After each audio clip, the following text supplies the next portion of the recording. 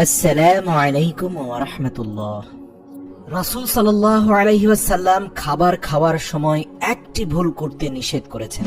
প্রিয় দর্শক, একবার হযরত আলী রাদিয়াল্লাহু তাআলা আনহুর ঘরে এক মেহমান এসে খাওয়া দাওয়া করলেন। অতঃপর হযরত আলী রাদিয়াল্লাহু তাআলা আনহু দেখতে পেলেন সেই ব্যক্তি ওই ভুলটি করেছে, যেই ভুলের ব্যাপারে আল্লাহর রাসূল সতর্ক করেছিলেন। অতঃপর হযরত আলী রাদিয়াল্লাহু তাআলা আনহু তাকে কি বললেন, বিস্তারিত আমি ভিডিওতে আলোচনা করছি। কেননা আমাদের দেশের অধিকাংশ মানুষ বর্তমানে খাওয়ার সময় ওই একই ভুলটা করে থাকে, অথচ তারা জানে না আল্লাহর রাসূল এই ভুলভাবে খাওয়া ব্যক্তিদেরকে লানত দিয়েছেন। একবার হযরত আলী রাদিয়াল্লাহু তাআলা আনহুকে ভালোবেসে এক ব্যক্তি তার নিজের গৃহে হযরত আলীকে দাওয়াত করেছিলেন। হযরত আলী রাদিয়াল্লাহু তাআলা আনহু তার নিজের সঙ্গে তার খুব প্রিয় একজন ব্যক্তিকে দাওয়াত খেতে সঙ্গী হিসেবে নিয়ে গেলেন। সেই ব্যক্তি যখনই দস্তরখানাতে বসে গেল, অর্থাৎ আলী রাদিয়াল্লাহু তাআলা আনহুর সঙ্গী যখন দস্তরখানাতে বসে গেল, তখন সে খুব বেশি পরিমাণে খাওয়া শুরু করলো।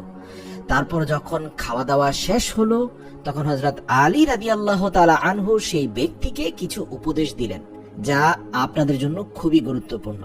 যেহেতু হযরত আলী রাদিয়াল্লাহু তাআলা আনহু আগেই জানতেন আল্লাহর রাসূল নিষেধ করেছেন প্রকাশ্য মজলিসে কখনো কাউকে উপদেশ দিতে যাবে না অথবা তার ভুল ধরাতে যাবে না, তাই হযরত আলী অপেক্ষা করলেন যখন রুম থেকে সকল মানুষ চলে গেল, তখন তাকে একাকী বোঝানোর সুযোগ গ্রহণ করলেন। কেননা রাসূল সাল্লাল্লাহু আলাইহি সাল্লাম বলেছেন, সামনাসামনি কারো দোষ ত্রুটি ধরলে সেটা অসম্মানজনক হয়ে যায়। এর ফলে ওই ব্যক্তির সাথে সম্পর্ক খারাপ হয়, এমনকি যাকে অপমান করা হয়েছে সে পরবর্তীতে ষড়যন্ত্রও করতে পারে। তো এই জন্য হযরত আলী রাদিয়াল্লাহু তাআলা আনহু সেই ব্যক্তিকে একা নির্জনে পাওয়ার জন্য অপেক্ষা করলেন। তারপর নির্জনে তাকে বলতে লাগলেন, আমি আল্লাহর রাসূল সাল্লাল্লাহু আলাইহি সাল্লামের কাছ থেকে শুনেছি, যে ব্যক্তি বেশি বেশি খায় তার শরীর দুর্বল হয়ে যায়, তার শরীরের রোগ ভর্তি হয়ে যায়। পৃথিবীর সৃষ্টির শুরু থেকে শেষ পর্যন্ত যত মানুষ পৃথিবীতে সুস্থ সবল থেকেছে, তাদের প্রত্যেকের মধ্যে একটা গুণ ছিল, তারা কখনোই পেট ভরে খেত না। এবং সেই সাথে সাথে আরেকটি কথা তোমাকে বলতে চাই, যারা কম খায় তারা নাফসের উপরে, নিজের আত্মার উপরে নিয়ন্ত্রণ রাখতে পারে। যারা বেশি খায় তাদের আত্মার উপর থেকে তাদের নিয়ন্ত্রণও চলে যায়। এই কথা শুনে সেই ব্যক্তি বলতে লাগলো, ইয়া আলী, আপনি আমাকে গোপনে কথাটি বলেছেন, তাই আপনার প্রতি আমি অনেক কৃতজ্ঞ। কিন্তু বিশ্বাস করুন, আমি নিজেকে কোনোভাবেই নিয়ন্ত্রণ করতে পারি না। যখন মুখরোচক খাবার আমার সামনে সাজানো হয়, আমি গোগ্রাসে খেতে থাকি। তখন হযরত আলী রাদিয়াল্লাহু তাআলা আনহু তাকে বললেন, হ্যাঁ, মনে রাখবে, তোমার সবচেয়ে বড় শত্রু হচ্ছে শয়তান। আর শয়তান চায় যে তুমি শারীরিক এবং রূহানি রোগগুলোতে আবদ্ধ হয়ে পড়ো। যখন তুমি নিজের সঙ্গে মোকাবেলা করতে পারবে, তখনই তুমি সফল হতে পারবে। মনে রাখবে, এই পৃথিবীতে নিজের সাথে নিজের মোকাবেলা করার সর্বপ্রথম স্টেজ হচ্ছে স্বল্প খাবারে নিজেকে তুষ্ট রাখা।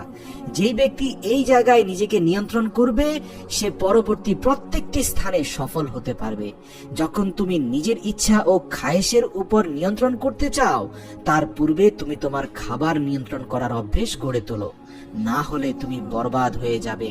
তাই যখন তোমার সামনে কোনো খাবার আসবে, সেটা যত মুখরোচক হোক, এক মনে আল্লাহকে স্মরণ করো এবং বলতে থাকো, ইয়া আল্লাহ, আমাকে এতটুকু খাবার দান করুন যেটি আমার শরীরের জন্য শেফা হয়ে যায়।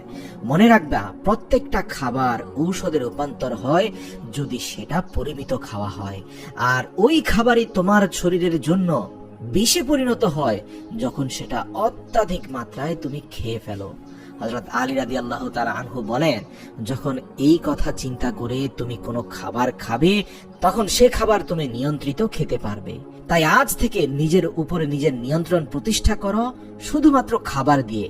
দেখবে পরবর্তী অন্যান্য সফলতার স্থানগুলোতেও তুমি তোমার নিজেকে নিয়ন্ত্রণ করে সাফল্যের চূড়ান্ত সীমায় পৌঁছতে পারবে। মনে রাখবে, মানব শরীরের কোনো ঔষধের প্রয়োজন নেই যদি সে খাবারটাকে ঔষধ হিসাবে খেতে পারে। আর খাবার তখনই ঔষধ হয় যখন মানুষ পরিমিত খাবার খাবে। অতঃপর হযরত আলী রাদিয়াল্লাহু তাআলা আনহু বলছেন, তুমি যখনই খাবে বসে রাসূলের সুন্নত অনুযায়ী খাও। সেই ব্যক্তি হযরত আলীকে বলে বসলেন, ইয়া আলী, আমি নিজের মধ্যে সবসময় ক্লান্তি বোধ করি এবং আমার নিজের কাছে নিজেকে খিটখিটে মেজাজের লাগে। তখন হযরত আলী রাদিয়াল্লাহু তাআলা আনহু বললেন, তোমার চেহারা দেখে মনে হচ্ছে যে তুমি খাবার খেয়ে সঙ্গে সঙ্গে বসে যাও অথবা শুয়ে পড়ো।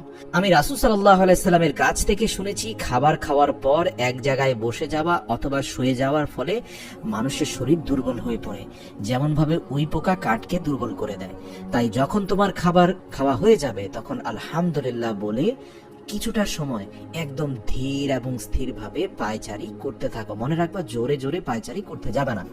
আর পায়চারি করতে করতেও তুমি আল্লাহর শুকরিয়া আদায় করতে থাকো যতটুকু খেয়েছো।